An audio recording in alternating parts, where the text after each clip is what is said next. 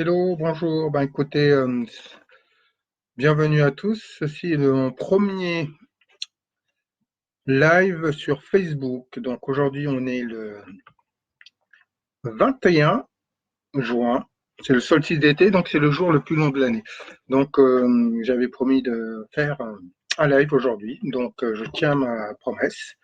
Voilà, donc ce que je vous propose, c'est de discuter de qu'est-ce que c'est que cette période de l'année. Donc c'est le jour le plus long. Il faut savoir aussi que c'est une période aussi où on fête le feu de la Saint-Jean.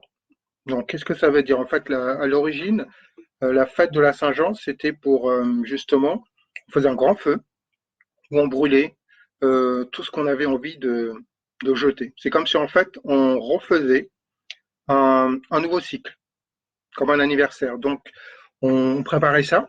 Donc, tout ce dont on avait envie de se débarrasser, des comportements, des habitudes, des objets, pour faire des deuils avec une séparation, des ruptures, etc. Donc, vous trouviez quelque chose qui symbolisait la chose avec laquelle vous aviez envie de faire une rupture. Et donc, vous preniez ça, euh, vous la brûliez, vous le jetiez dans le feu. Et donc, c'était une manière, en fait, de se purifier, de se nettoyer et de commencer donc une nouvelle année en laissant le passé derrière et pour pouvoir aller de l'avant. Donc, ça, c'était plutôt sympa. Et malheureusement, ça s'est un peu perdu, mais on peut le faire symboliquement et je trouve que c'était important de le rappeler. Donc, bah, écoutez, bienvenue Christine, Luc, enchanté, Alain aussi, Françoise, Jordan, ben super, bah, c'est sympa. Ben, je vous fais tous un petit coucou. Donc, bah, écoutez, si vous avez des questions aussi, puis j'avais envie de parler de ce qui vraiment m'intéresse, me motive, à savoir ben, tout ce qui est développement personnel, développement spirituel. Et ben, je vais expliquer pour moi qu'est-ce que c'est que le développement personnel et qu'est-ce que c'est que le développement spirituel de mon point de vue. Voilà.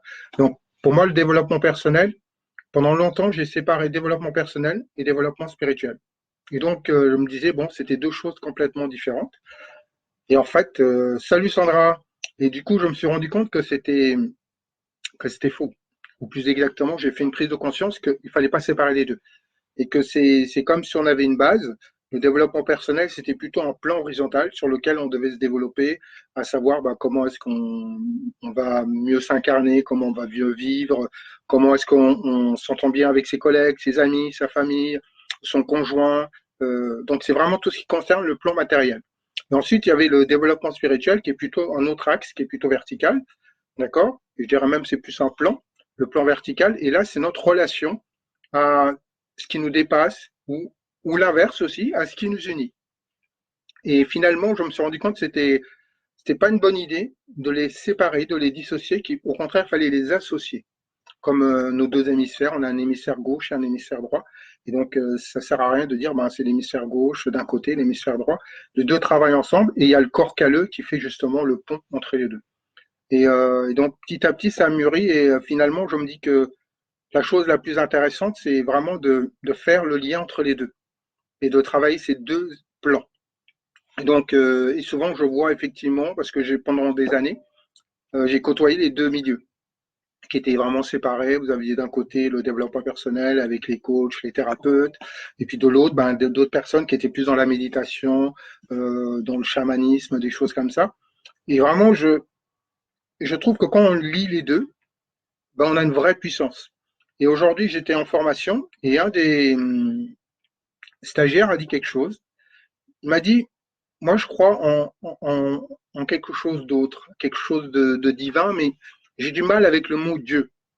Et j'ai dit, ouais, d'accord. Et c'est quoi exactement le problème? Il me dit, bah, je sais pas, il y a quelque chose qui me gêne dedans. Je dis, il n'y a pas de souci. Moi, par exemple, le mot Dieu, je ne l'utilise plus.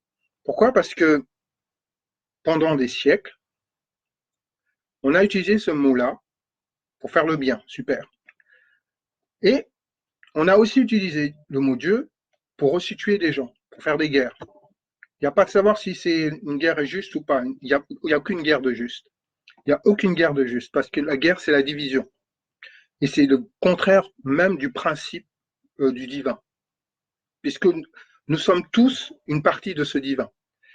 Imaginez qu'il n'y a qu'un seul être dans tout l'univers, un être qui a plusieurs formes. qui est polymorphe, comme un arbre. Donc, c'est ce que je vais donner comme explication. J'ai dit, imagine un arbre. Tu vois cet arbre, voilà, on avait un super arbre avec des feuilles, il faisait super beau en plus à l'extérieur. Et c'est comme si toi, tu étais une feuille, et tu dis, voilà, moi je suis la feuille. Mais en fait, tu n'es pas la feuille, tu es une partie de l'arbre. Et toutes les feuilles, en fait, elles sont reliées aux branches, à l'arbre, au tronc, aux racines. Et s'il y a des fruits, aussi aux fruits. Et c'est comme si chacun se focalisait en fait sur juste un élément de, de cet arbre et dit, ben, c'est moi, voilà, ça c'est moi et tous les autres sont différents. Et vous vous rendez bien compte de l'absurdité de cette logique, de ce principe. Et c'est ce qu'on a fait. Parce que dans telle religion, on appelait Dieu, Jéhovah, on va l'appeler dans l'islam, il a même 99 noms, d'accord? Allah, mais il en a 99. Et un des 99 va permettre d'atteindre le paradis lorsqu'on sera mort. Et donc chaque religion, donc on a donné des noms. Mais c'est pas du tout le fait de faire la guerre pour des guerres religieuses ou des guerres saintes. La vraie guerre sainte, en fait, elle est intérieure. Elle n'est pas extérieure. Elle est intérieure. Donc, quand vraiment on a compris ce principe d'unité, donc c'est ce que j'ai commencé à lui dire, à lui expliquer, à lui dire, ben, en fait, si tu t'observes bien, ça n'a pas de sens de dire, ouais, je suis cette feuille, ou je suis à gauche ou à droite, etc. Tu es un partie de ce tout. Donc, comme tu es une partie du tout, en fait, on est tous, il y a une notion d'unité. Et quand on a compris ça, ben, on n'utilise plus le mot Dieu parce que je trouve qu'on l'a dénaturé. On a, on a sali sa vibration, on a sali cette énergie. Et donc, j'utilise plus le mot de divin. Voilà. Et de cette manière, je n'ai pas à choisir une religion ou une manière d'être, c'est ma philosophie. Et donc, je dis, mais choisis la philosophie qui te semble la plus juste et qui te corresponde. Comme moi, par exemple, quand j'ai commencé à séparer développement personnel et développement spirituel, et plus j'avance dans ma compréhension et de ce que j'expérimente, plus petit à petit, je me dis, ben, ce qui est intéressant, c'est justement de pouvoir, comment dire, faire le lien. Et quand on commence à faire ce lien, ben, on prend du détachement, on peut prendre de la hauteur et se dire, oui, finalement, c'est une absurdité quelque part de vouloir se battre pour quelque chose, de tuer surtout des gens. Alors que la foi, elle est quelque chose d'individuel. Et ensuite, quand vraiment on a compris ça, on comprend que ce qu'on doit faire, déjà, ce divin, il est en chacun de nous. Si on est une partie d'une feuille ou une partie de cet arbre, on est par essence cet arbre. Donc ça veut dire qu'on a ce divin en nous, chacun de nous. Qu'on y croit ou qu'on n'y croit pas, ça n'a aucune importance puisque vous faites partie de ce tout. En tout cas, d'après ce principe, cette philosophie. D'accord. Donc il y a un principe d'unité. Et donc à partir de là, il m'a dit, ah ok, oui, c'est intéressant. Et ensuite, il m'a dit, l'autre difficulté, c'est que je sais que c'est important pour moi de prendre du temps pour me poser, pour méditer. Mais j'ai du mal à méditer et à me poser pour faire des méditations. Je dis, ben, où est le problème?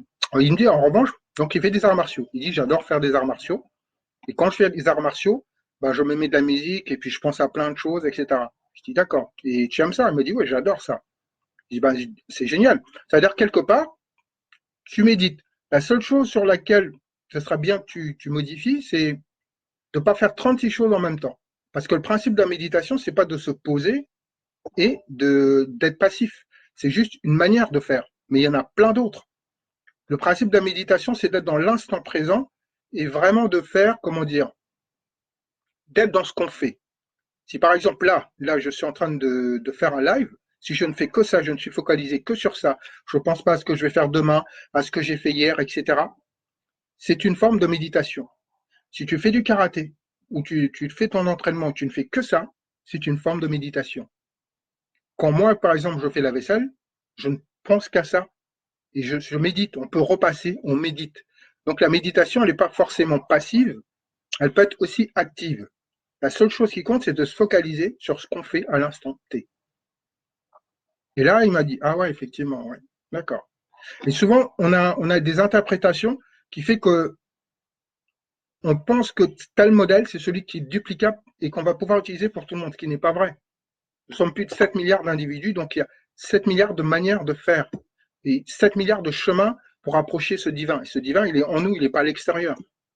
Et je l'ai cherché longtemps à l'extérieur jusqu'à ce que je comprenne que finalement, non, il était en moi, il était en toi, il était en chacun de vous.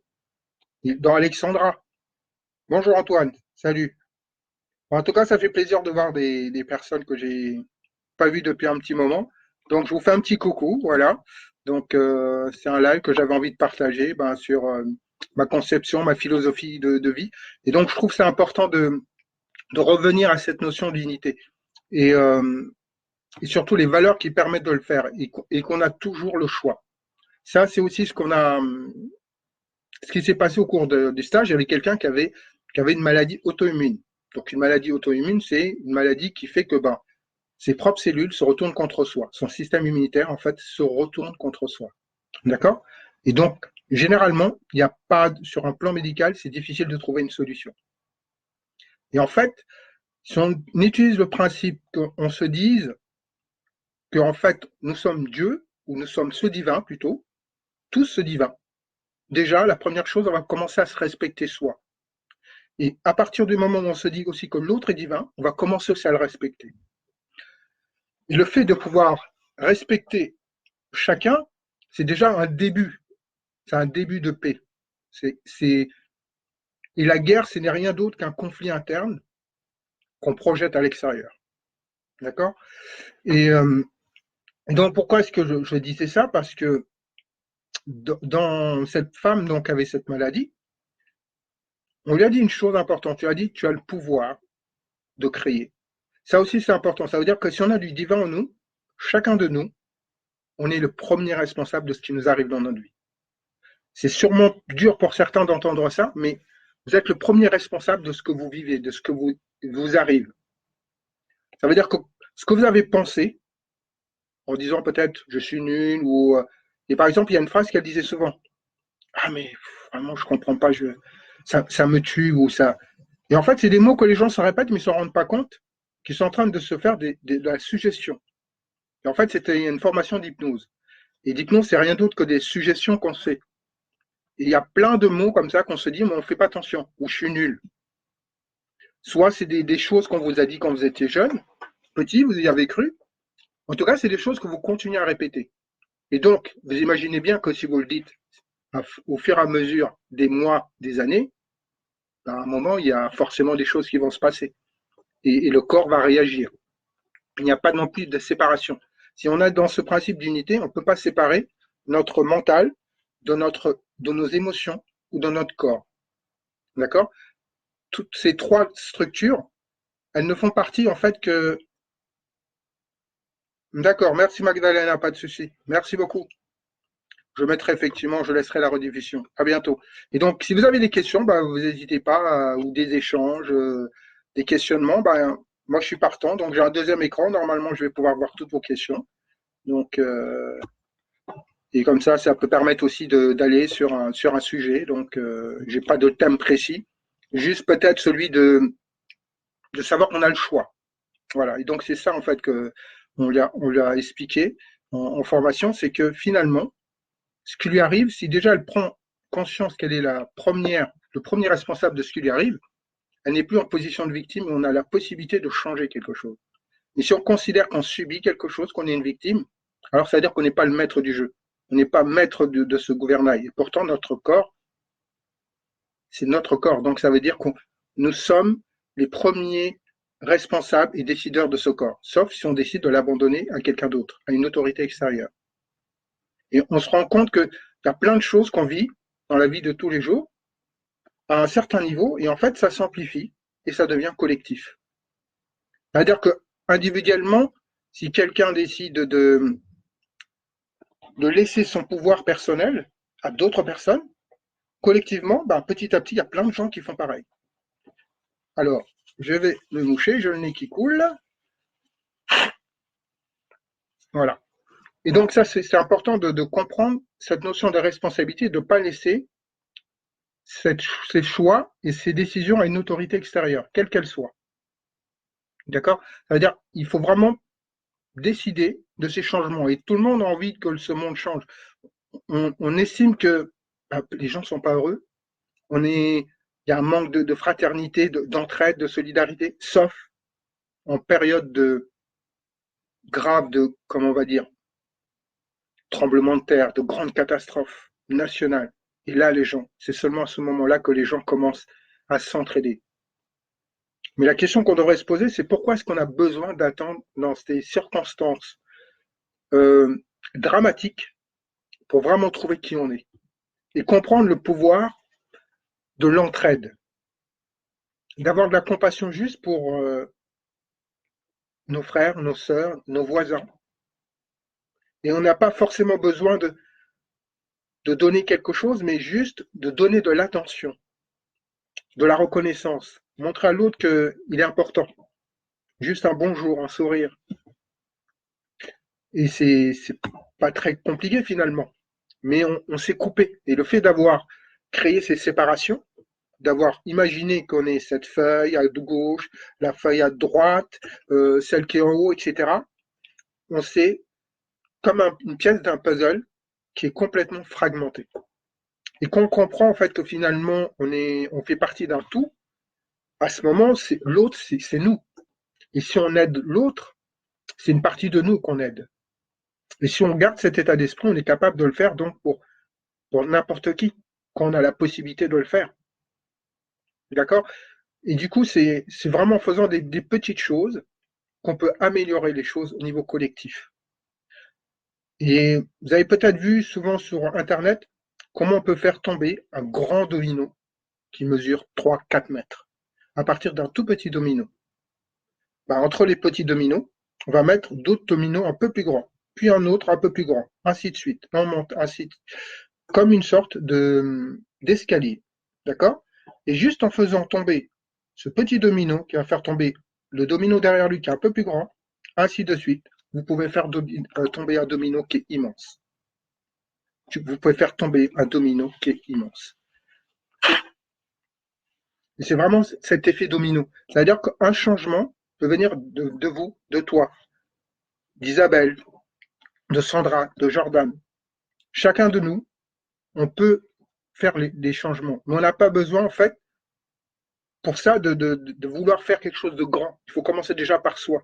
Et quand on est vraiment en paix, qu'on est posé, alors à ce moment, on est capable de provoquer ces changements, de provoquer ces transformations. Et elle ne passera que par nous. Gandhi le disait, si tu veux voir le changement dans le monde, commence par ce propre changement. Et ça, c'est super important de savoir qu'on a ce pouvoir, on a cette possibilité de le faire. Et que c'est non seulement quelque chose de vital et d'essentiel. Et, et le premier des paliers, c'est de savoir qu'on a ce choix, qu'on a cette possibilité, qu'on a ce pouvoir de le faire. Et non seulement on a ce pouvoir, mais c'est un pouvoir créateur, parce que le divin, sa nature, c'est de créer. Il a créé la vie. Il est la vie. Et donc, ça veut dire ce pouvoir de vie, ce pouvoir de création, nous l'avons. La seule chose, c'est qu'on n'a pas tout à fait compris comment est-ce qu'on passait d'un pouvoir de création à sa réalisation. Je vais essayer de vous l'expliquer assez rapidement et de manière simple. Imaginez que par vos pensées, donc par l'état d'esprit que vous avez, l'état mental, l'attitude mentale, quand vous répétez ces pensées, vous créez comme un champ vibratoire. Et c'est ce qu'on va appeler, et qui va monter, ce qu'on appelle une forme pensée. D'accord? Donc quand vous avez une pensée qui est répétée et que vous êtes capable de la focaliser consciemment ou inconsciemment, et souvent on crée de manière inconsciente. D'accord? C'est ce que dit la loi d'attraction en fait. C'est une autre manière de parler de la loi d'attraction ou de la loi de résonance. Donc vous avez une pensée que vous répétez et elle va créer en fait, elle va enrichir une forme pensée sur un autre plan, qui est un plan énergétique. Et ce plan énergétique, quand elle a suffisamment d'énergie, elle redescend de l'autre côté et elle se matérialise. Tout ce que nous avons là, observez votre ordinateur, votre téléphone, les fringues que vous portez, tous les instruments, quelqu'un y a pensé un jour. C'était dans sa tête. Il y a pensé tellement, il a commencé à dessiner, que finalement, à un moment, qu'est-ce qui s'est passé? Ah ben, il a matérialisé. Donc, je m'excuse, de temps en temps, je vais avoir le nez qui coule. Bon, ceux qui me connaissent savent un peu pourquoi. Donc, c'est pas forcément parce que je suis enrhumé, je suis même pas du tout enrhumé, mais quand je suis dans un certain état énergétique, voilà, j'ai le nez qui coule. C'est comme si je me nettoyais, en fait. Voilà. Donc, A priori, c'est quand je fais des soins, mais pas quand je fais forcément des conférences. Mais là, il se passe quelque chose, donc j'accepte et j'accueille ça. Donc, quand vraiment vous avez une pensée que vous répétez, qu'elle soit consciente ou inconsciente, vous amplifiez en fait une forme de pensée et elle va se matérialiser. Ce qui est intéressant aussi à savoir, c'est que quand vous le faites, ce qu'on a parlé de l'effet de résonance, c'est que si vous êtes sur une même longueur d'onde, il va y avoir d'autres formes de pensée qui se rassemblent parce qu'elles sont sur la même longueur d'onde, elles se rassemblent. Donc ça fait quelque chose d'immense. Et donc ça va se matérialiser beaucoup plus rapidement. Et je vais vous donner un exemple concret. Imaginez que vous mettiez en colère. Vous êtes super en colère contre quelqu'un ou contre vous-même, peu importe. Cette colère, elle arrive régulièrement. Et bien quand vous le faites, elle va alimenter la forme pensée colère. Donc ça veut dire que les 7 milliards de personnes, à chaque fois qu'on est en colère, et ben voilà ce qui se passe. Et à un moment, elle se matérialise sous forme d'un événement violent. Parce qu'il va y avoir des gens qui, eux, sont prêts à le faire. Et cette énergie va leur permettre de le faire. Donc, l'énergie à laquelle nous avons participé inconsciemment ou consciemment. Et c'est la même chose pour la peur. Donc, les formes de pensée, ça peut être la colère, ça peut être la peur, ça peut être la paix, ça peut être le fait de ne pas oser. Voilà. Et toutes ces formes de pensée, en fait, elles sont là-haut. Et quand elles ont suffisamment d'énergie, elles ont ce seuil critique, elles sont capables après de se matérialiser. C'est ce qu'on appelle aussi le principe du centième singe. Donc, quand il y a suffisamment d'énergie, à un moment, quand elle a ce seuil, elle peut se matérialiser. D'où la méthode Coué. Quand vous l'utilisez, que vous répétez, que vous répétez, que vous la répétez, que vous la répétez. Et une manière, effectivement, de faire une autosuggestion ou de se faire une suggestion, c'est la répétition. C'est pour ça que si vous regardez bien les pubs, on vous répète toujours la même pub. Parce qu'on sait très bien que même au niveau neurologique, ça a un effet. Et par exemple, pour 19 secondes d'une pub, c'est à peu près un budget de 200 000 euros sur une grande chaîne publique, au moment après le journal de 20 heures. 20 secondes, 200 000 euros. C'est énorme. D'accord? Ça veut dire que cette somme-là, si ces boîtes elles investissent, elles savent que ça a un effet. Elles savent que la répétition, et c'est pas bien sûr pas une fois, hein, il faut le faire au moins une vingtaine de fois. Donc vous multipliez 20 par 200 000, donc on est à 200, 400 000. Voilà. Donc 400 000 pour faire passer une pub qui va durer 20 secondes. Donc ça veut dire qu'on connaît l'effet de la répétition. Il y a des personnes qui l'utilisent pour faire leur business, pour créer leur business. Et ce principe-là, on peut l'utiliser aussi à un niveau individuel. Si vous Et la première chose, c'est donc de savoir que vous avez ce pouvoir de création et que vous y participez de manière consciente ou inconsciente.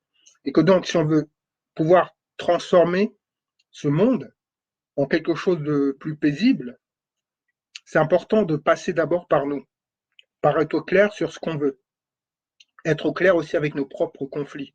Parce que nous sommes souvent en conflit avec nous-mêmes, il y a une partie de nous qui veut et une partie qui ne veut pas.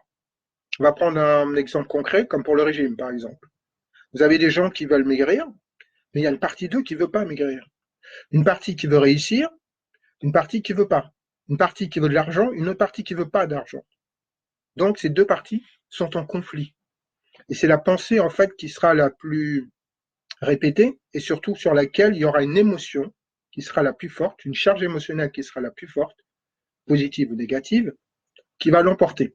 Donc si par exemple vous avez peur de quelque chose, on va prendre un exemple. Imaginons que vous vouliez, on va prendre un exemple relationnel, c'est beaucoup plus simple parce que les gens, c'est plus facile pour tout le monde de se projeter dedans. Imaginez un instant que vous recherchiez un conjoint, une femme ou un homme, ok? Sauf que vous avez eu des précédentes relations qui ne se sont pas très bien passées. Alors on va imaginer, c'est une femme qui cherche un homme qui ne soit pas, comment dire, euh, ni violent, ni qui ne le dévalorise pas, qui ne soit pas un pervers narcissique. Donc elle se dit, voilà, moi je veux quelqu'un de bien, qui soit comme ça, etc. Sauf que Si vous regardez bien, vous écoutez bien le discours de cette personne, très souvent, elle va dire oui, il était comme ça, elle va parler de ses ex. Et donc, en fait, elle n'alimente pas ce qu'elle veut. Elle est en train d'alimenter ce qu'elle ne veut pas. Parce qu'elle parle des défauts qu'ils avaient, etc. Elle raconte ça. Voilà. Au bout du compte, quelle est la pensée, en fait, qu'elle a pu répéter? Que ce soit conscient ou inconsciente. Et en plus, elle va même avoir peur de rencontrer ce type de personne. Et si cette peur est plus grande que son désir, c'est la peur qui va gagner. Même si elle se persuade que c'est ce qu'elle veut. Conclusion, elle crée une forme de pensée et ensuite elle attire un homme qui, au premier abord, correspond à ce qu'elle voulait, au premier abord. Et en fait, en creusant, elle se rend compte que non, en fait, il est comme les autres. Et là, elle ne comprend pas. Et pourtant, si vous avez bien suivi la logique, elle a attiré cette personne. Elle a attiré la vibration de la personne qu'elle ne voulait pas, parce que sa pensée était focalisée dessus. Et dans ce pouvoir de création, il ne se focalise pas de savoir si c'est juste, pas juste, est-ce que c'est ce que je veux, ce que je veux pas. Il se focalise juste sur quelle est l'énergie, l'intensité vibratoire que vous allez mettre dans cette pensée, qu'elle soit consciente ou non. Et donc, ça veut dire que si on a compris ça, on se dit waouh, c'est-à-dire qu'il faut vraiment que je fasse attention à mes pensées. Et l'autre difficulté, c'est que on a 60 000 pensées par jour. On a 60 000 pensées par jour. Donc, c'est hyper, hyper difficile de gérer ses pensées. Ça, je suis d'accord avec vous. Et en plus, 95% de ces pensées sont les mêmes. Elles sont en plus inconscientes. Parce que comme vous les avez répétées, à un moment, ça devient quelque chose d'inconscient. Et comme une croyance, une conviction. Et après, il faut inverser le processus. Donc, si on veut inverser le processus, il faut choisir déjà une pensée qu'on se répète régulièrement. C'est la méthode Coué, par exemple. Ou au moment où aussi, très important, quand on fait ce type de choses, c'est important de le faire quand on est calme. Pas quand vous êtes dans la peur, dans la colère, dans la tristesse. C'est pour ça que certaines prières ne fonctionnent pas. Les gens qui prient, mais ils sont en train de supplier, et ça ne fonctionne pas parce que vous êtes en état de crispation. Et si vous êtes crispé, l'énergie n'ira pas. D'accord? Elle ne va pas aller très loin. C'est juste quelque chose qui, comme un feu de Bengale. Voilà, ça s'allume et ça s'éteint. Parce qu'il n'y a pas assez de puissance, pas assez d'intensité. Et donc, c'est important d'être d'abord calme, de se centrer. Et on voit encore cette notion d'être paisible, d'être dans un état harmonieux et paisible pour vraiment donc être centré. Et là, on retrouve cette notion de verticalité dont je parlais. D'accord? Et si on veut, sur ce plan horizontal, avoir de bonnes relations déjà avec soi, de bonnes relations avec sa famille, avec ses enfants, avec ses collègues, avec les personnes avec qui on a été amoureux ou avec qui on est en couple, ben, si on veut avoir toutes ces relations, nous avons juste besoin en fait de nous travailler sur nous, ou plutôt de transformer et de faire attention à ce qui se passe en nous. Et une manière simple de le savoir parce que, effectivement, isoler une pensée sur 60 000, c'est extrêmement difficile. En revanche, ce qui est tout à fait possible, c'est de faire attention à nos émotions. Parce que, et vous voyez que la nature est vachement bien faite, la nature est vachement bien faite, c'est qu'on a un système qui va nous permettre de faire attention à ce qui se passe, à ce que nous co-créons, à nos intentions. Et ça s'appelle nos émotions. Et il faut juste faire attention à comment vous vous sentez. Si par exemple là, vous vous sentez bien, c'est cool. Si en revanche, vous ne vous sentez pas bien, arrêtez-vous un instant et dites-vous, hop, à quoi est-ce que je viens de penser? Peut-être que, hop, il y a un souvenir qui vient de passer, de vous traverser pendant que je parle. Peut-être ça fait écho avec quelque chose. Et vous allez voir que tout de suite, vous avez pensé à quelque chose. Et votre corps, votre système interne de guidance vous dit, attention, tu es en train de créer quelque chose qui n'est pas pour ton plus grand bien. Et donc, si vous faites attention à vos émotions, à ce moment, vous êtes capable de corriger le tir. D'accord? Au moins d'en être conscient. Et ce qui est important aussi, c'est de savoir que il y a beaucoup de personnes qui, là encore, séparent leur tête du corps, de leurs émotions. Et on est vraiment fait de ces trois parties. D'accord? Il y a un mental, il y a les émotions. Et puis, au niveau du ventre, c'est ce qu'on appelle le corps. Et il y a une quatrième dimension aussi qui est cette dimension spirituelle qu'on ne voit pas, mais à laquelle on est relié. Et tout ce qui existe vient de ce monde invisible et se matérialise, exactement comme vos pensées, ce que je viens de vous montrer. Vos pensées, on ne les voit pas. Elles alimentent cette forme pensée qui ensuite se matérialise. Donc on est parti de l'invisible pour arriver au visible. Et c'est vraiment comme ça que fonctionnent les choses. Et vous pouvez l'utiliser à n'importe quel niveau. Et pourquoi je vous disais tout à l'heure la nature est bien faite? Quand vous avez par exemple un poison, une plante qui est dangereuse, dans un rayon de moins de 2 mètres, vous avez aussi son antipoison. Vous avez donc le remède. Et tout le principe de la vie, tout le principe de la création est fait de cette manière, de manière harmonieuse. Et quand vous n'êtes pas dans cette situation d'harmonie, rien ne tient en fait sur la durée, sur la distance. Aucun système politique ou économique ne peut durer sur une période éternelle. À un moment ou à un autre, ce système est renversé. Le seul problème, c'est qu'on remplace un système par un autre, qui est tout aussi disharmonieux. Et donc rien ne change finalement. Rien ne se transforme. D'accord? Donc n'hésitez pas, si vous connaissez des personnes qui peuvent intéresser par ce que je suis en train d'aborder, de partager, et puis dites-moi si vous aimez aussi ce que je dis. N'hésitez pas aussi à me faire des commentaires et à rebondir dessus. Donc c'est bien des monologues, mais c'est bien aussi si je peux avoir des échanges avec vous. Voilà, donc ça peut être aussi sympa d'avoir cet échange, puisque vous êtes une partie de moi. Donc c'est intéressant aussi de savoir qu'est-ce que les autres parties de moi peuvent aussi me renvoyer. D'accord? Donc on a aussi bien des zones d'ombre, donc des choses qu'on n'a pas envie de voir, et puis on a aussi des zones de lumière, des choses que même si on sait qu'on les a, qu'on n'a pas aussi forcément envie d'exploiter, de montrer. D'accord? Donc ça c'est important aussi que vous, vous jouez le jeu si vous avez envie, et puis de me dire, de me faire vos retours par rapport à ça. Donc, donc je reviens par rapport à la notion d'harmonie. Donc même dans la nature, on retrouve ce principe d'équilibre et d'harmonie. Vous avez quelque chose qui peut être dangereux et vous avez son remède qui est à côté. Et quand par exemple pour les orties, c'est pareil. À côté des orties, vous avez le plantain qui est juste à côté et qui vous permet, si vous faites piquer par des orties, si vous mettez du plantain, vous vous frottez avec, vous allez voir que ça ne vous piquera plus. Et ce principe fonctionne comme un écosystème. Et nous faisons partie en fait d'un écosystème. C'est le principe même de l'écosystème. C'est-à-dire qu'on est un élément d'un écosystème. Et il n'y a qu'un seul écosystème. Sauf que dans cet écosystème, vous avez plein de sous-systèmes, comme notre corps. On a effectivement un système sanguin, un système respiratoire, et finalement, tout ça fait partie que d'un seul élément, le corps. Comme l'histoire de l'arbre tout à l'heure. Donc ce principe d'unité, c'est vraiment quelque chose d'essentiel. C'est super important. Et de comprendre donc que comme nous sommes tous reliés, ce que nous faisons a forcément un impact sur le collectif, sur les autres, de manière directe ou indirecte. Donc avec les formes pensées, ce que je vous ai expliqué avec l'histoire de la colère. D'accord? Et donc qu'est-ce qui se passe maintenant si on fait l'inverse?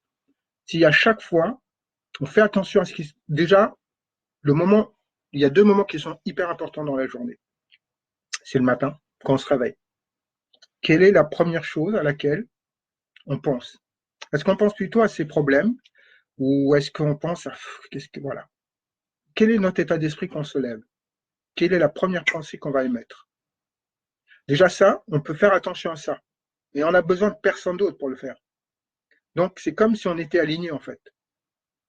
Ben, je veux quelque chose, je veux vivre une expérience harmonieuse aujourd'hui ou être en paix, qu'est-ce que je vais pouvoir apprendre, voilà. C'est bien d'émettre des intentions et de faire en sorte que toute la journée, d'être branché régulièrement sur cette intention. Et ensuite, le soir, c'est le meilleur moment aussi, juste avant de s'endormir, d'émettre quelque chose de positif et d'agréable pour nous, quelque chose qu'on a envie de faire. Pourquoi? Parce que c'est ce moment-là que notre facteur critique, le facteur critique, c'est cette petite voix aussi. Vous savez, celle qui vous dit, ouais, non, mais fais pas ça, c'est nul, laisse tomber, il n'est pas fait pour toi, etc. Ou, voilà. Qui vous diminue, qui vous fait hésiter, douter. Et quand vous faites ça, là, c'est la faille pour justement émettre des vibrations qui ne sont pas, comment dirons-nous, positives et constructives pour vous. D'accord? Et donc, ce qui est important, c'est de savoir que il faut savoir qu'on a le choix. La deuxième étape, c'est d'oser. Avoir ce courage d'oser. Parce que souvent, les gens savent ce qu'ils veulent, mais ils n'osent pas le faire pour différentes raisons.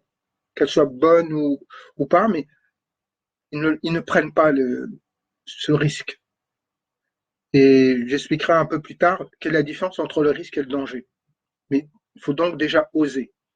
Et ensuite, vous avez une troisième étape qui est celle de s'engager. C'est pas juste je vais le faire, c'est je m'engage. Vous voyez? Comme quand quelqu'un vit avec une personne depuis des années et qui refuse de s'engager. De quoi est-ce qu'il a peur? Parce que l'engagement, c'est quelque chose où il y a de la détermination. C'est-à-dire, quoi qu'il arrive, je ne lâcherai pas le morceau. Si je dois mourir, je continuerai. Ça, c'est vraiment une détermination, un engagement. Donc, quand vous savez ce que vous voulez, quel est le choix que vous voulez faire, il faut oser. Oser, ça veut dire que vous commencez déjà à prévoir votre plan, à le planifier. Ou tout simplement aussi peut-être à le faire de manière spontanée. D'accord? Et le troisième point, c'est de s'engager. Donc ça, c'est vraiment trois points qui sont super importants et on peut l'utiliser pour plein de domaines. Dans le domaine professionnel, qu'est-ce que je veux faire comme choix? Qu'est-ce que je vais oser faire? Et c'est important de sortir de sa zone de confort, justement. De sortir de sa zone de confort. Salut Christine. Salut Naya. Et donc, en sortant de sa zone de confort, qui n'est pas confortable, mais c'est comme ça que vous allez évoluer. Et si on veut, si on désire vraiment que le monde change, on peut le faire, mais en commençant par soi. Et vous allez voir que petit à petit, vous allez attirer des gens qui sont sur la même longueur d'onde. Vous allez former une communauté. D'accord? Et en formant cette communauté, on va pouvoir créer cette masse critique qui est suffisante pour salut, voilà, bonjour Christine. Et donc, ça permet justement que cette masse critique ait un impact, comme ce domino dont je vous ai parlé, sur un domino qui est beaucoup plus grand. Pour changer, à peu près cette planète, il faudrait 10 000 personnes qui soient axées sur le même objectif. 10 000 personnes, ça fait pas beaucoup. Hein. Mais en même temps, c'est énorme de trouver 10 000 personnes qui convergent vers le même objectif. Et pourtant, la plupart des gens veulent la paix. Pas seulement la paix dans leur ménage, la paix en eux, ils veulent la paix aussi avec leurs voisins, la paix dans leur quartier, dans leur ville, dans leur pays, dans le monde. Finalement, si on réfléchit bien individuellement, tout le monde est d'accord. Tout le monde a envie de ça. Sauf si, bien sûr, vous investissez dans l'armement. Mais ça, c'est un cas, ils ne sont pas si nombreux que ça. Donc la grande majorité des gens veulent un monde de paix. Alors la question qu'on doit se poser, c'est comment ça se fait qu'on ne l'ait pas obtenu? On a fait 2 guerres mondiales, il y a plein de guerres qui se font partout. La guerre économique, voilà. Et c'est un modèle dans lequel on est dans la compétition. On est dans la compétition parce que le premier, la première grande illusion, c'est cette idée de séparation. Et on revient à cette histoire au départ, nous sommes un arbre. Et chacun a pensé que, comme ma main, vous voyez, il y en a qui va dire je suis le pouce, je suis l'index, je suis le majeur, je suis l'annulaire, je suis l'auriculaire. Gauche et droite, j'ai 2 mains. Et en fait, tout ça, si on regarde bien, ce sont mes 2 mains, les 2 mains d'un même corps. Vous voyez cette illusion de séparation? Et donc, ça crée ces conflits, ça crée des guerres, ça crée la notion de compétition. Et on s'éloigne d'un modèle qui n'est pas stable dans la durée. D'accord? Et les entreprises le savent tellement que ce qu'elles font maintenant, ce qu'elles font, ça fait déjà une vingtaine d'années, même 30 ans qu'elles le font, elles font des alliances. On appelle ça des alliances stratégiques sur un segment bien précis, comme par exemple la recherche-développement. On va se réunir ensemble, on va mettre des fonds ensemble sur la recherche-développement et ensuite au niveau de l'application, on va pouvoir dupliquer et chacun va utiliser cela. Donc ils ont compris qu'en mettant leurs ressources ensemble, ils étaient beaucoup plus puissants, beaucoup plus forts. Et après, vous avez aussi des entreprises qui vont s'entendre pour qu'il n'y ait que très peu d'acteurs sur le marché. Et de cette manière, elles peuvent gérer les prix. Donc, ça veut dire que même dans un modèle de concurrence, soi-disant, on se rend compte que cette notion de coopération, elle existe. Elle est juste biaisée, mais elle existe. Donc, ils se sont rendus compte que pour durer, vous avez aussi besoin de cette notion. Et en fait, on a juste à observer ce qui se passe dans la nature. Dans la nature, c'est un système. Et dans un système, tout le monde coopère. D'accord? Il faut savoir que, par exemple, dans la nature, quand un prédateur vient et mange une feuille, cette feuille, elle est connectée à tous les autres végétaux de ce lieu, de cet environnement. Et donc, elle va émettre l'information électrique et chimique qui passe par les racines et partout, toute la forêt va savoir qu'il y a un prédateur qui arrive. Et les autres feuilles vont commencer à fabriquer un produit qui est très amer, qui est vraiment dégueulasse pour le prédateur, quoi. Le goût, il n'en a plus envie. D'accord? Et donc, tout de suite, il y a un changement. Parce que c'est un écosystème et que cette notion d'unité, elle existe dans la nature, mais elle existe aussi chez nous. D'accord? Chez nous, l'être humain. Et donc, le fait de le faire, quand le prédateur avance, les prochaines feuilles n'ont plus du tout le même goût. Et plus il avance, plus il se rend compte que toutes elles sont pas bonnes du tout. Et donc, il s'en va. Et c'est comme ça que ça se protège, un écosystème. Bah, c'est pareil chez l'être humain, ça existe, sauf qu'on l'a coupé. On a eu cette illusion qu'on était séparés des uns. On est séparés de l'autre. Par la religion, par la couleur, par le sexe. Et en fait, ce ne sont que des illusions. C'est la première grande illusion. Et qui a fait vraiment la grande séparation, on va dire, des humains entre eux. On a créé des frontières, on a créé plein de choses. Donc des divisions. Mais ces divisions à l'extérieur, elles existent à l'intérieur d'abord. Et c'est celles-là qu'il faut d'abord faire sauter. Et plutôt que de les faire sauter, de les faire disparaître. Donc ça, c'est important. Et cette notion de lien existe chez les humains. Donc on a fait une expérience c'est dans les années 90, il me semble, pour tester, pour voir est-ce que nous, humains, on était connectés. Donc ils l'ont fait dans une ville, c'est à San Francisco. Ils ont testé, ils ont regardé qu'est-ce qui s'est passé si des gens, un groupe de gens méditent. Donc, ils se mettent à méditer, ils sont plusieurs. Et ils méditent sur cette notion de paix, de calme, de sérénité. Et bien sûr, on le fait de manière aléatoire. On change les jours, on change les horaires. Voilà. Et on regarde après les statistiques. Et quand on regarde les statistiques, il se passe quelque chose de super curieux, de super étrange. Ils ont un impact sur les statistiques. Ça veut dire qu'il y a moins de violence, moins d'agression. Et quand ils arrêtent, les chiffres redeviennent, ils remontent. Et à chaque fois qu'ils l'ont fait, les chiffres sont descendus. D'accord? Il faut savoir qu'on a même mesuré ce pic énergétique lors du 11 septembre 2001, lorsque il y a eu ce qui s'est passé sur les deux tours et qu'on a passé ça en boucle sur toutes les chaînes du monde. Donc tout le monde a été au courant, une grande partie de la population, et ça s'est senti même au niveau énergétique, au niveau de la planète, on a vu des pics énergétiques. Donc ça veut dire que non seulement on est relié, nous en tant qu'humains, mais on est aussi relié à la planète, à la Terre. Donc on a vraiment un vrai pouvoir de changement, de transformation. Ça, c'était vraiment le sujet sur lequel je voulais revenir et vraiment insister pour que vous compreniez que c'est pas de la science-fiction, c'est vraiment réel. On a vraiment un lien. On est vraiment tous unis. Et, et quand les gens vont le comprendre, et ceux qui seront prêts à faire ce travail, en fait, à commencer par eux, à décider qu'ils veulent faire ce choix, qu'ils veulent oser, et qu'ils sont prêts à s'engager, et que ces personnes se réunissent, et le font régulièrement, petit à petit, il va y avoir des changements. Et ces changements vont se faire vraiment de manière quasiment imperceptible. On ne va pas les voir. Et à un moment, c'est justement ça le principe du saut quantique. C'est qu'on ne voit pas les changements. Et l'exemple le plus simple,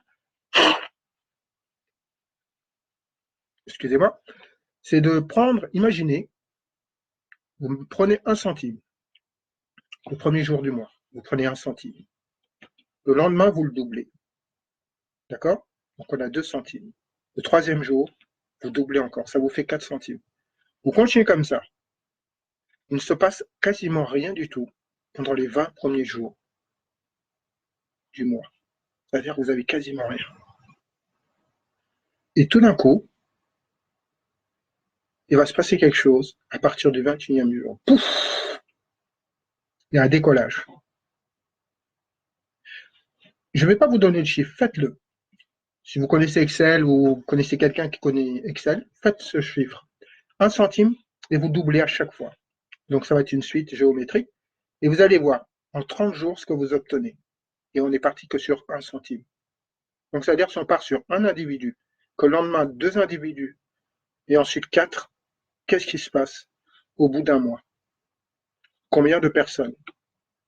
Et si toutes ces personnes, au bout de 30 jours, se focalisent sur le même sujet, sur un thème précis, ils peuvent modifier leur environnement local.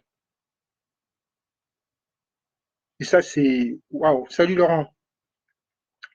Et, euh, et donc, c'est super important de comprendre ça. Ça veut dire que juste des individus qui sont même pas besoin d'être physiquement au même endroit. Donc, ça veut dire par Facebook, on pourrait le faire. D'accord? Et, et c'est vraiment l'objectif que j'ai envie de faire. J'ai hésité longtemps à savoir qu'est-ce qu'il fallait faire, alors que pourtant je sais ce qu'il faut faire. Et j'ai pas osé. D'accord? Je savais que j'avais le choix, mais j'ai pas osé. J'aurais pu le faire depuis 2, 3 ans, ce que je vais vous proposer. D'accord? Je l'ai pas fait parce que j'avais peur, il y avait plein de raisons. Puis il y avait peut-être pas aussi cette prise de conscience de la, comment on peut dire, de l'importance du moment. Et donc le fait d'avoir pris conscience de ça, ben, ça m'a permis moi de me dire, waouh, merci Christine. Ouais. Et donc le but, c'est que vraiment je trouve des gens qui partagent les mêmes valeurs que moi. D'accord? Excusez-moi, j'avais pas prévu ça, mais bon, ça fait partie du direct, comme on dit. Ok. Bon, quand mon nez tombe, c'est que bon, je reçois des trucs, mais donc j'accepte, je prends. Et donc l'objectif, c'est de créer un groupe où des gens sur Facebook, ce sera un groupe fermé, où en fait on ira beaucoup plus loin. On va mettre des choses en pratique pour que vraiment il y ait des changements sur notre plan pratique quotidien. Parce que finalement, c'est la problématique que rencontrent les gens qui sont dans le domaine spirituel, c'est que ils sont hyper connectés là-haut, c'est génial. Sauf qu'ils planent un peu, ils sont pas assez ancrés. Et vous en connaissez sûrement, ou peut-être même c'est votre cas. Ok? Et ça veut dire qu'il ne faut pas couper cette connexion. Il faut juste l'enrichir en ayant une connexion aussi avec la Terre, avec notre quotidien. Ne pas fuir notamment son incarnation. D'autres personnes qui c'est l'inverse. Ils sont hyper connectés avec le côté matériel.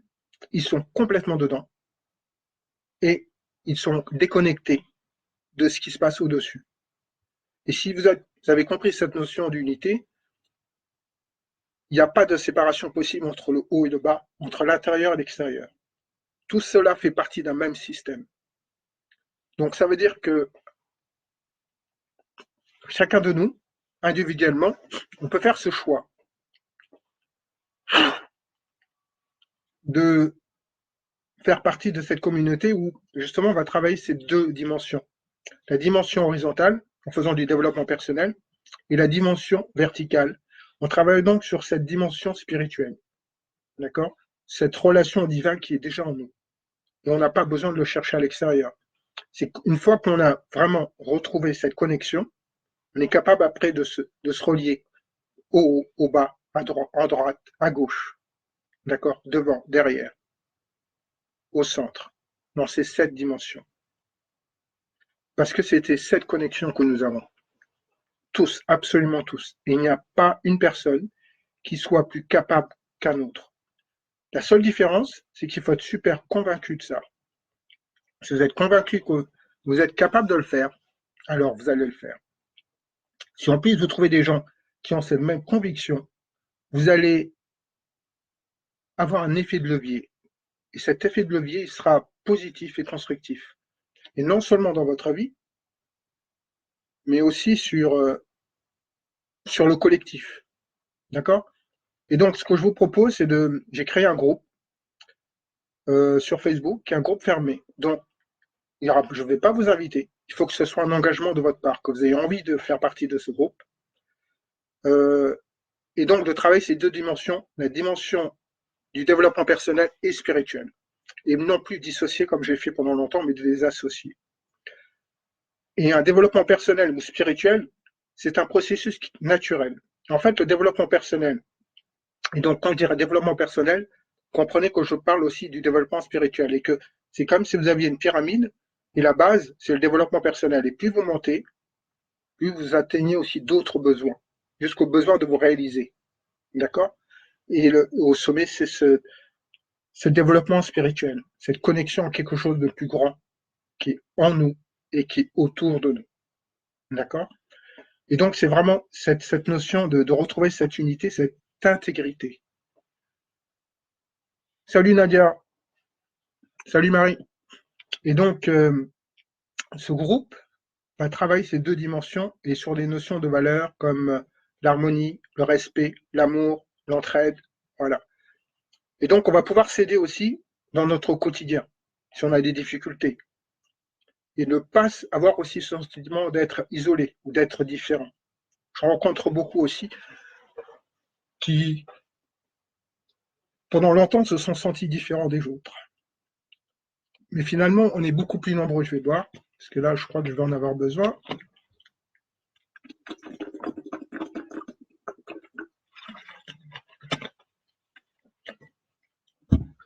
Et donc, je disais, le développement personnel, ce n'est jamais rien d'autre qu'un l'accélération d'un processus naturel d'évolution. La vie a pris comme principe d'évoluer, de changer et de faire des essais et erreurs. Et en fait, elle a mis des milliards d'années pour concevoir, sur cette planète en tout cas, la vie. Et pendant longtemps, moi, je me faisais du souci pour cette planète, parce que je voyais les problèmes de l'environnement, ce qu'on faisait euh, avec, ou sur le plan écologique, avec cette grosse farce que les hommes politiques, qui depuis juin 86, nous font espérer, en nous disant, oui, on va faire du changement, on va faire ceci, à chaque fois ils repoussent en 2020, 2022, etc.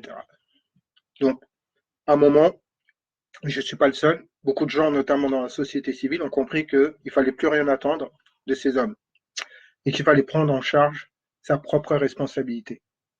Et c'est comme pour sa santé mentale ou physique, émotionnelle, spirituelle. C'est à vous d'en prendre la responsabilité, d'accord? De vous renseigner et d'aller vers, et c'est pareil pour les médecines, et ce qui est curieux, c'est qu'on retrouve toute cette idée de séparation dans tous les domaines de notre vie. On va séparer la médecine ayurvédique, on va séparer la médecine indienne, tibétaine, occidentale, euh, médecine africaine, les médecines naturelles, le chamanisme, puisque la notion même de chaman, un chaman, c'est un homme médecine. Et médecine veut dire spirituel. C'est marrant quand même. Hein. Médecine veut dire spirituel. Donc ça veut dire que cette notion de division, on la retrouve à tous les niveaux. On sépare. Et plus vous séparez, plus ça crée de la confusion. D'accord? Et ce qui est important, donc, c'est on va créer ce groupe pour les gens qui se sentent appelés et pour qui ça a du sens. Donc, d'aller dans ce groupe. Et ce groupe, il s'appelle, je vais vous le dire,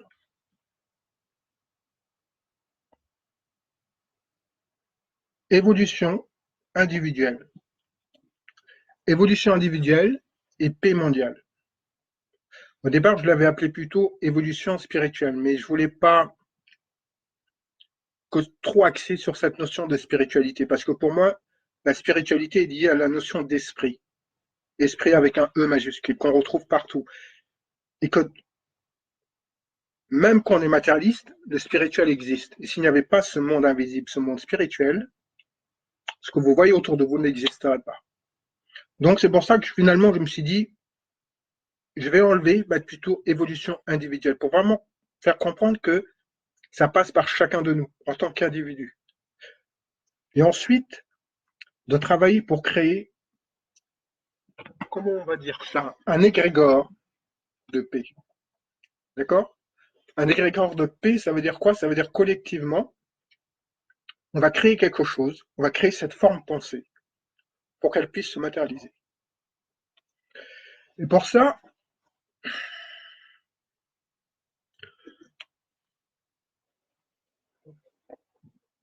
chez 2 minutes, excusez-moi, on va faire une pause si vous voulez aller boire ou quelque chose comme ça. Et puis quand je sentirai que c'est le moment, je ferai une pause, j'arrêterai. Et je vais juste, vous voulez bien.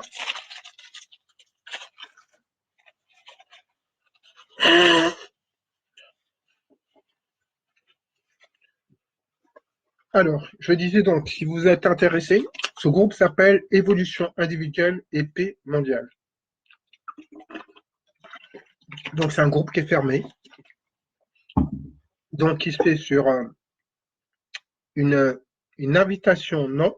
C'est vous qui allez prendre la décision de ce choix, d'oser et de vous engager à faire partie de ce groupe et à le faire avancer. Et ce groupe aussi prend l'engagement de vous faire avancer dans votre vie tous les jours, aussi bien sur un plan matériel que spirituel. D'accord? Parce que si vous n'utilisez que le plan spirituel, et ceux qui travaillent dans ce domaine-là vont comprendre parfaitement ce que je veux dire. Vous avancez, et à un moment, vous vous rendez compte que vous êtes arrivé à, comme si vous touchiez un mur et que vous tourniez en rond. D'accord? Vous sentez que vous êtes sur un plafond de verre, parce qu'il manque quelque chose. Il manque cette notion d'unité. Et c'est pareil pour les gens qui font du développement personnel. À un moment, ils évoluent, mais ils sentent qu'il y a quelque chose qui leur manque. Il y a quelque chose d'essentiel qui leur manque. Et, et c'est vraiment ça que j'ai compris, en fait. Que c'était une erreur, ou c'est peut-être la leçon que j'avais à comprendre, qu'il ne fallait pas séparer ces deux-là. Et que le fait de les utiliser vous permettait d'aller beaucoup plus loin. Et si en plus vous travaillez en groupe, votre puissance était décuplée. Elle est même supérieure. Parce que ce que je n'ai pas dit, c'est que, d'ailleurs je vais vous l'écrire, ils se sont amusés lorsqu'il y a eu ces méditations qu'ils ont testées à San Francisco plusieurs fois, et qu'il y a eu des changements au niveau des statistiques, ils se sont même amusés à mesurer quel. Et c'est comme ça que moi j'ai fait le calcul pour trouver que pour toucher, impacter 7 milliards de gens sur la planète, il fallait 10 000 personnes. 10 000 personnes pouvaient impacter 7 milliards d'individus. D'accord? Parce que individuellement, nous savons tous que ce monde-là ne nous convient pas. Qu'on soit riche ou pas, c'est pas la question. Parce qu'on peut avoir plein d'argent et être malheureux, pas être heureux. Et vous en connaissez, j'en connais, qui gagnent très très bien leur vie. Et pourtant, ils ne sont pas heureux. Donc l'argent, effectivement, ne fait pas le bonheur. Mais on a besoin de cette notion d'argent, en tout cas pour le moment, dans ce système-là, pour ne pas avoir à survivre. D'accord? Et cette notion de partage aussi. Et chacun doit trouver son propre modèle de développement interne et collectif, et par des échanges. Et, et, et je vais partager aussi comment justement on peut le faire concrètement. Et donc là, je vous propose, pour ceux qui sont partants, de vous inscrire dans ce groupe. Il y aura un petit questionnaire parce que je ne veux pas n'importe qui. Je veux pas des gens qui viennent par curiosité. Je veux pas de touristes non plus, de touristes spirituels ou en développement personnel. Parce que vous avez des gens, et j'en ai fait partie à un moment, vous accumulez un savoir, des connaissances. Et ma chance, c'est que j'accumule des connaissances et à un moment, je mets en pratique. Mais à un moment, il est arrivé une période où j'en accumulais vraiment beaucoup. À tel point que j'ai saturé, je ne pouvais plus lire, il fallait que j'intègre. Et c'est ce que je suis en train de faire. D'accord? Et quand vous avez énormément d'informations que vous n'utilisez pas, il va se passer quelque chose. C'est que ça va créer de la confusion mentale. ça va créer des doutes, hésitations. Il est préférable d'apprendre peu de choses et de les mettre en pratique que d'apprendre énormément de choses pour se rassurer, pour être sûr qu'on a tout compris et de ne jamais mettre en pratique ou très très très peu. Parce que ça va créer une confusion et en fait vous allez être plus paumé que jamais. D'accord? Ici vraiment le but c'est de mettre en pratique ce qu'on a appris, ce qui nous intéresse, ce qu'on a et on sait ce qu'on veut. Les gens qui vont dans ce groupe, ils veulent créer une paix mondiale. Mais ils ont compris que pour créer cette paix mondiale, il fallait la créer à l'intérieur d'eux-mêmes. D'accord? C'est comme un hologramme. C'est le principe même de l'hologramme. L'hologramme, vous prenez un élément et cet élément a toutes les informations du tout. Et nous sommes des hologrammes. Chaque humain est un hologramme. Ça veut dire qu'on a l'ensemble de l'information des autres humains. Et pas seulement. Mais ça, on en parlera plus tard. D'accord? Donc, si ça vous intéresse, vous allez sur le groupe Évolution individuelle et paix mondiale et vous vous inscrivez. Et je verrai en fonction des réponses que vous allez donner, qu'est-ce que vous voulez apporter.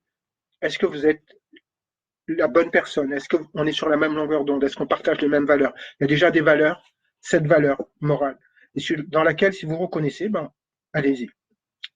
Jackpot.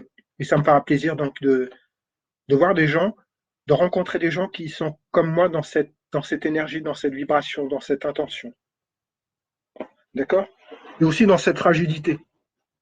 Et c'est pour ça que j'accepte aussi ce qui se passe en moi là. Et que c'est important aussi de montrer qu'on a aussi cette fragilité, cette force. Et c'est ça qui fait de nous quelque chose de précieux. D'accord? Et la vie est précieuse. Chaque vie. Donc voilà, donc je vais arrêter, ça fait déjà 1 heure. Donc j'essaierai d'en faire un demain. En tout cas, je m'engage à en faire demain un deuxième euh, pour d'autres personnes qui ne seraient pas au courant. Et ensuite, sur ce groupe, il y aura régulièrement, donc au moins une fois par semaine, un live où je vais développer ces sujets, où aussi je vais inviter des gens que je connais, parce que j'ai côtoyé ce milieu, développement personnel et spirituel. Donc j'inviterai des gens que je connais, des amis à moi, des contacts, pour aussi parler de leur point de vue et travailler dans ce sens. Et vraiment le but, d'ailleurs même le mot travail devrait être retiré. Je retire ce mot. Imagine, enlever ce mot. On est plutôt des artisans. D'accord? Un artisan est quelque chose qui va faire quelque chose d'unique, de spécifique. D'accord? Et c'est plus un travail parce que ce n'est pas un labeur. C'est quelque chose qu'on a envie de faire, quelque chose qui nous fait vibrer, qui nous donne envie. Et si ça vous donne envie de le faire, si ça vous donne vraiment l'envie, ben, partagez, il y aura le replay. Donc, amenez des amis, mais avec qui vous savez qui partagent les mêmes valeurs que nous. C'est vraiment ce nous qui est important. Il y a ce jeu et il y a ce nous. Et c'est vraiment ce collectif. Et donc, je vous donne juste les chiffres. Vous prenez une population, vous en faites sa racine carrée, et vous prenez juste 1% de cette population. Et ça vous donne le nombre de gens euh, qu'il faut pour impacter. Donc, ça veut dire concrètement, si vous avez 10 personnes, d'accord, ces 10 personnes forment jusqu'à 1%. Donc, ça veut dire que on va faire 10, c'est le résultat de donc 10 personnes. Le carré, c'est 100. 100, et ça vous fait que 10 personnes peuvent toucher effectivement 1000 personnes, voire même 10 000. Voilà. 10 personnes peuvent avoir l'impact sur 1000 personnes, juste en étant focalisés dessus. Et je pense même que ces chiffres ont dû monter avec le temps, puisque vibratoirement, il y a des choses qui ont changé. Même le pouls de la planète Terre a changé, ce qu'on appelle la résonance de Schumann. Pendant plusieurs centaines d'années, peut-être même des milliers d'années, le pouls de la Terre était de 7,8 Hertz. Et là, il est beaucoup plus élevé. Il doit être dans les 13 ou 15 Hertz. Voilà. Et non seulement il a changé, donc si le pouls de la Terre change, son champ magnétique aussi change. Et si vous connaissez des gens qui travaillent à l'aéroport, posez-leur la question et vous me confirmeront. Ils ont changé plusieurs fois la direction du nord magnétique. Donc ça veut dire que même au niveau de la Terre, il y a des choses qui se passent et nous sommes connectés à la Terre. C'est pour ça que des fois, vous pouvez vous sentir pas bien. Et je vais vous donner un autre exemple aussi pour montrer à quel point non seulement les humains sont connectés, mais chaque espèce est connectée à la vie sur cette planète. Lorsqu'il y a des tremblements de terre, on utilise des outils hyper performants pour les mesurer, mais qui ne sont pas assez, c'est pas fiable, mais qui ne permettent pas une prédictibilité assez avancée pour pouvoir sauver des vies. Est-ce que vous saviez que certains animaux le sentaient des jours avant que ça arrive? Les serpents, par exemple, quelques heures ou même quelques jours avant qu'un tremblement arrive, ils le sentent. Et vous les voyez se jeter contre un mur. Vous avez aussi d'autres animaux qui ont un système qui est perturbé, comme les dauphins, qui s'échouent. Leur système est perturbé. Vous pouvez être sûr que à quelques centaines de kilomètres, pas très loin, il va y avoir un tremblement de terre. Donc ça veut dire que vraiment, non seulement nous sommes tous liés en tant qu'humains, mais nous sommes aussi liés à toutes les espèces. Et c'est vraiment cette notion de connexion que je veux que vous reteniez en fait. S'il y avait quelque chose à retenir, c'est cette notion d'unité, qu'en fait, il n'y a qu'un seul être et que vous en faites partie et que toute l'information de cet être est en vous et tous les pouvoirs de création de cet être sont aussi en vous. Mais dès le moment où on vous dit que vous n'avez pas ce pouvoir, que vous avez besoin d'une autorité extérieure, on vous empêche de l'utiliser. Parce que des gens ont un ego surdéveloppé, ont envie de pouvoir sur les autres et pas du pouvoir avec. D'accord?